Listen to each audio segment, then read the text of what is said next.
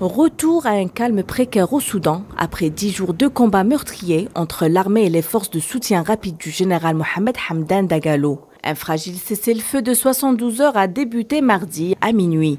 Les deux parties se sont engagées à travailler à une cessation permanente des hostilités. Un engagement accepté sous l'égide des États-Unis, une mesure qui permet de venir en aide aux victimes et à la population. Je suis en contact permanent avec les parties au conflit et je les ai appelés à désamorcer les tensions et à revenir à la table des négociations. Nous poursuivrons nos efforts avec nos partenaires pour obtenir un arrêt définitif des combats dès que possible. À Khartoum, les explosions et les tirs se sont effectivement fait rares mardi. Une occasion pour faciliter les opérations d'évacuation. L'ONU annonce que son émissaire reste au Soudan malgré les évacuations. Soyons clairs, les Nations Unies ne quittent pas le Soudan.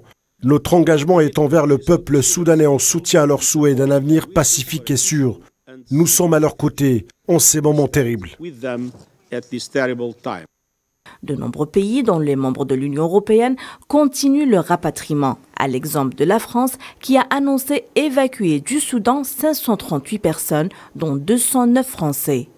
Peu après l'annonce de cette trêve, les premiers convois de citoyens italiens ont été évacués du Soudan via Rome.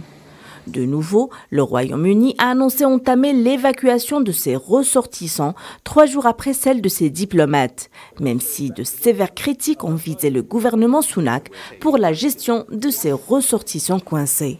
Le Japon, lui aussi, a annoncé avoir évacué tous ses ressortissants qui se trouvaient à Khartoum et désiraient partir. L'armée et les paramilitaires ont confirmé le cessez-le-feu, mais reste à savoir si la trêve sera respectée jusqu'à son expiration. En attendant, l'exode des habitants continue, fuyant les zones de combat.